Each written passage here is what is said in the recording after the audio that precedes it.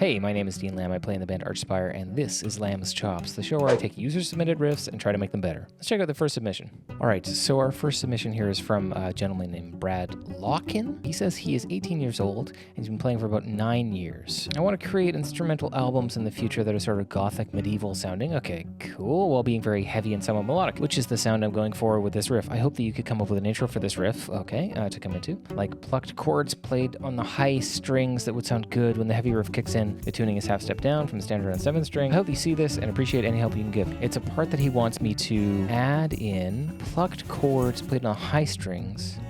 Okay, well, let's check it out. I'll do what I can.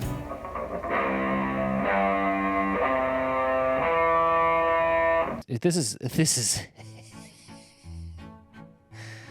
okay.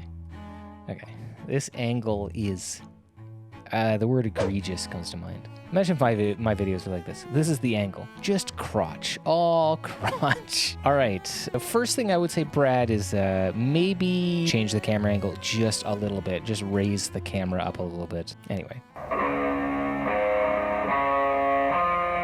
So it's major chords. Chromatic median chord progression.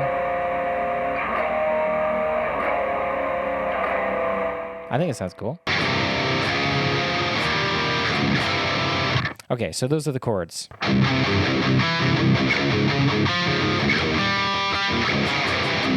It's got like a Phrygian dominant kind of sound to it a little bit.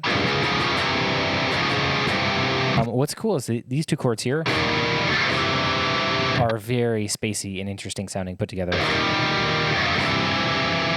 If we were to do a clean kind of intro, that sounds a bit too Spanish-y. Well, he said he wanted to do medieval stuff. Let's say if I took those and moved them up an octave. That might be cool to sort of get a bit more mileage out of it, and then maybe make one of them...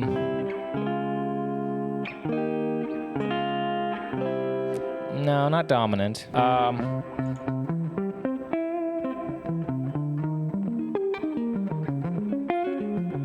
That might be a bit cooler to arpeggiate them like that.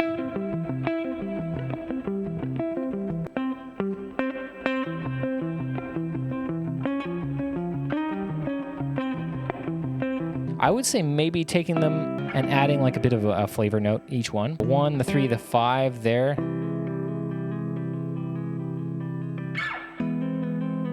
This might be a cool intro.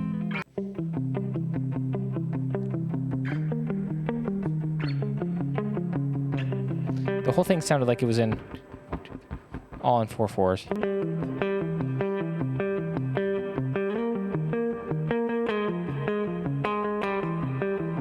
With like a really nice, some sort of drone note underneath.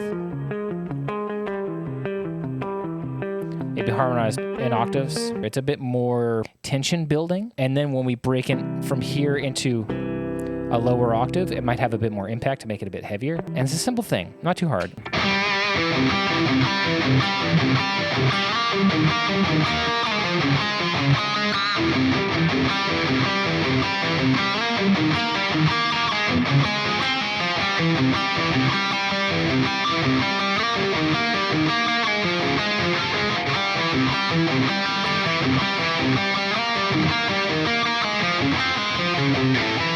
Yeah, something like that.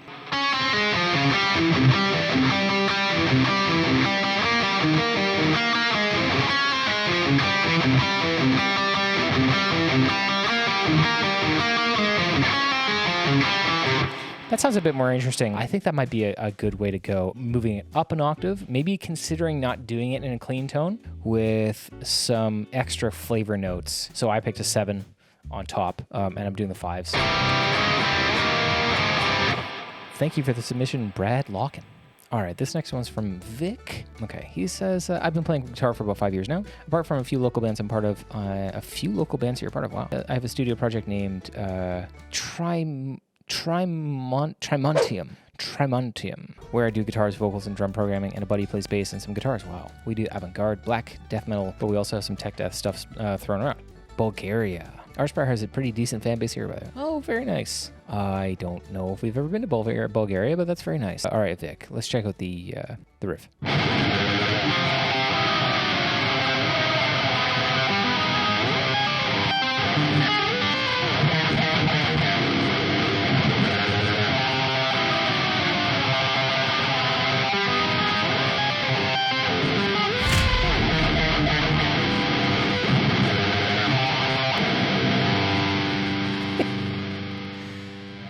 Do I have to learn that?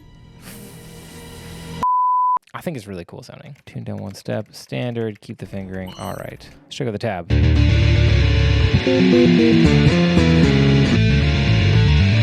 I'm not seeing much in the way of what should I do. It sounds like a really finished guitar part. Okay, I think I hear something that might come after this whole section, but learning this section does not fit within the format of the video series I'm trying to do.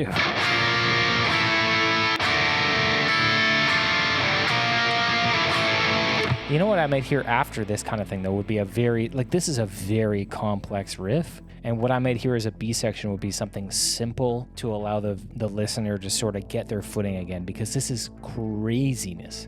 Like, it's really cool, but I feel like if I'm listening to it too many times in a row, I'll get lost and maybe disinterested, not because of the quality of the riff. Keeping this sort of theme of these dark kind of chords, keeping it going for another section might be really great. Maybe even adding in that flat 6. Going down a minor 6. And then going down from there another semitone to a major chord. So you're functioning dominant chord within a minor key. That might be a cool sort of like melody that's bordering a little bit unpredictable, but it might help your listener sort of grab on and make sure that they're along for the ride with you. Other than that, this thing is insane, and I think that you wrote something really cool. So thank you so much, Vic, for your submission. I don't have much to give you here. It sounds great. This episode of Lamb's Chops is brought to you by RIFFS, the world's best online school for metal guitarists. Join the online school and take virtual classes from guitarists like John Brown, Wes Hauk, and myself, where we all share our unique perspective on a ton of different musical topics. You'll also get instant access to over 100 tutorials and our exclusive, members-only group full of other metal guitarists pushing each other to improve. So if you're a metal guitarist who's ready to take it to the next level, click the link below and we'll see you there. Next one we have is from Michael Spackman, and I really like his last name, so that's why I picked him. Hi, I've been playing for about 10 years, which is a great amount of time to be playing way away. 10 years is right around the time where you start to develop your own voice. If you're playing a lot, for me, I felt like I was technically quite good at 10 years, but I was creatively just sort of hitting a moment in my playing where I was like, oh, I can now write stuff that had any value. Pretty cool place to be. Outro riff to one of my songs is also great to solo over. Kind of sounds like a bit power metal-ish. Many thanks. All right, so here's Michael Spackman playing the outro riff to his submission. He's a man of many guitars.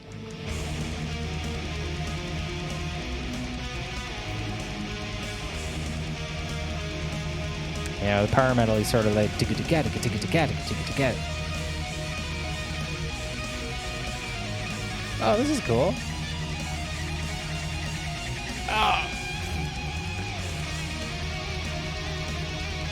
Michael Spackman, you are a good guitar player. Dude. Sick. Really good feel on the guitar, wow.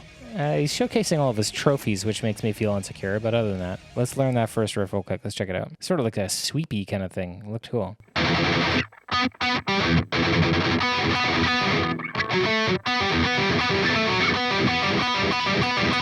Okay, I see why your right hand, Michael, was doing that sort of...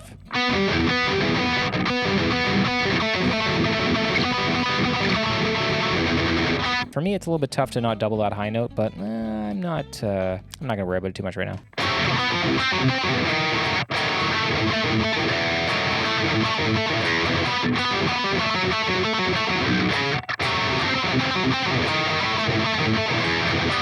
Okay, that riff is really not too easy.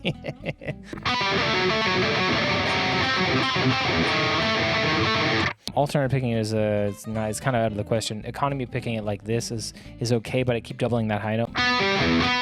My two-way pick slanting just needs to sort of get my pick around that, but I just learned it. It sounds okay. I like the chord progression a lot. I would say maybe a harmony, but it sounds like you got a lot of stuff going on the track.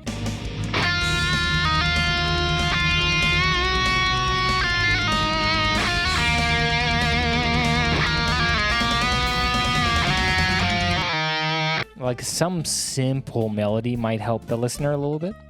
My wife is sneezing in the background. Sort of cue up to what's going on, but I don't think you really need much help. It's a pretty great riff. I really like it. Nothing to really offer there. Boy, what am I doing here? All right, we'll do another one. Ryan Powelko. Hi, my name is Ryan. I'm the lead guitarist for Sask, so either Saskatoon or Saskatchewan-based symphonic metal band Hellhounds. I've been playing for about 20-ish years total, but seriously for 14.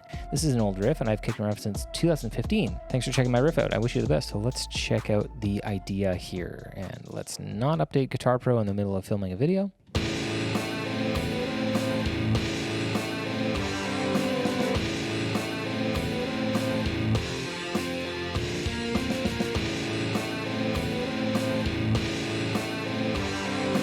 It sounds cool. It is a little bit predictable, which I would love to hear a little bit more stops and starts to sort of give the listener a hint that it's not the same every repetition. Let's see if I can hear anything.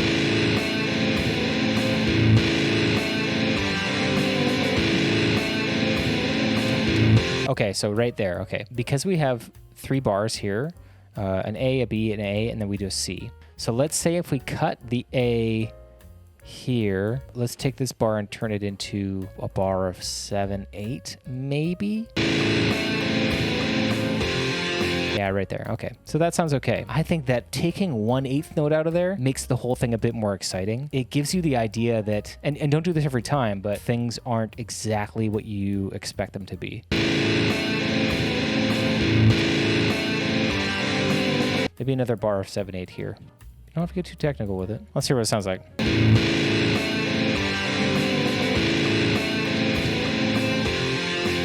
I think that sounds cool. And here it is, unexpected. Yeah. Yeah. I think that's way cooler. Just a little switch like that, I think it made the whole thing a bit more interesting. It's not nearly as predictable now. It might be more fun to write a lead over top of as well. That helps the repeatability of it for me a lot. Just to keep the listener on their toes a little bit more so that you're not just giving them the same kind of thing. I heard a thing recently that was good filmmaking or good screenwriting gives you 2 + 2, and then the audience has to add them together. So with music, you might think about the same thing. And it's not necessarily just like a musician's thing. Like it doesn't have to be somebody that's going, oh, I know how to count music. Like, you know, most people in the world don't know how a time signature in a bar really works. But if you can give them this sort of subtle thing that's just a little different, that gets stuck in their brain for whatever reason, because they go, oh, that was kind of cool. Like, it's just a little bit different, and I don't need to know how to explain it or need to know what the hell's going on. Might be a great thing to add to your music. All right, great. Well, these were very cool. Please send me more submissions. I have more on my email here. I'm going to be working through them, and I really appreciate it. I love this idea for a new series. I'm going to have a ton of fun picking apart riffs. And yeah, please send in your submissions. Information is in the description of the video, and I will see you next time. Bye.